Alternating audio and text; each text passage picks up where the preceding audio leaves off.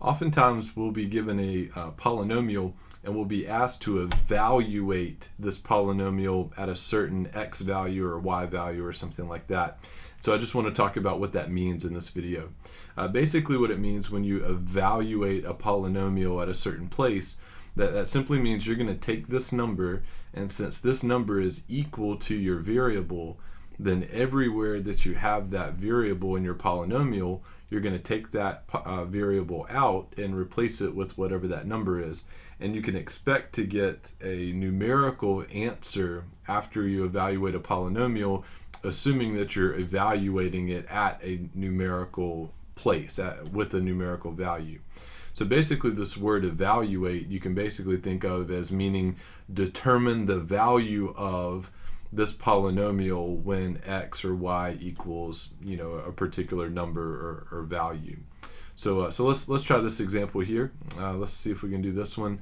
So let's try to evaluate this polynomial 2y cubed plus 5y minus 8 when y is equal to -2.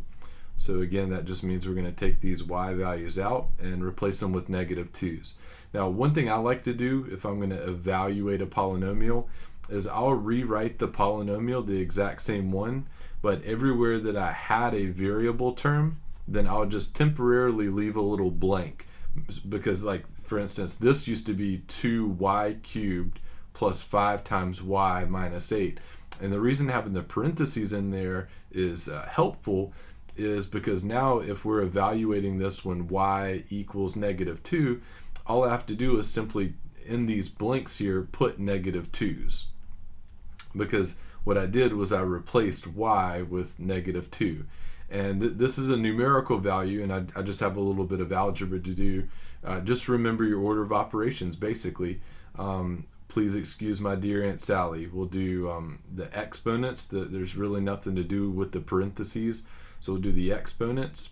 We'll have 2 times -2 to the third would be -8. That's -2 times -2 times -2, which would be -8, plus 5 times -2 minus 8. And then we'll multiply next, so we'll have -16 minus 10, that's 5 times -2, and then minus 8, and then subtract all these.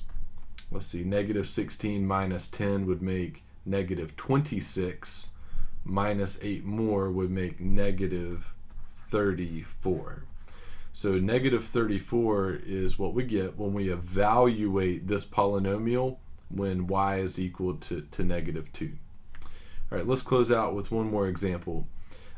Here we have actually what we call a multivariate function. It's a function, or actually a polynomial, that has multiple variables. And so we're going to evaluate this when x is equal to 3 and y is equal to 1. So this is a polynomial, again, with multiple variables. So what we're going to do is we're going to rewrite this guy with a bunch of blanks all over the place. That's blank squared blank minus 2 times blank cubed plus 3. Any constants, I can leave those in there, but if it's a variable, I'm going to change it to a blank. X squared y minus 2y cubed plus 3. So next I'm going to come over here, and anywhere that I used to have an x, I'm going to put a 3. And anywhere that I used to have a y, I'm going to put 1. So we'll have 3 squared times 1 minus 2 times 1 to the third plus 3. So you do this algebra here. 3 squared is 9. 9 times 1 is 9.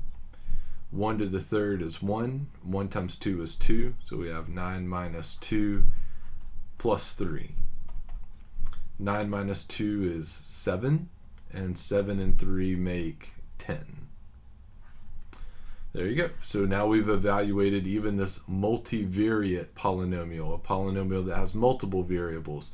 Usually most of your polynomials will just have a single variable, but either way it doesn't really matter. You're basically just taking your value for the variable, sticking it in, and that is how you evaluate a polynomial.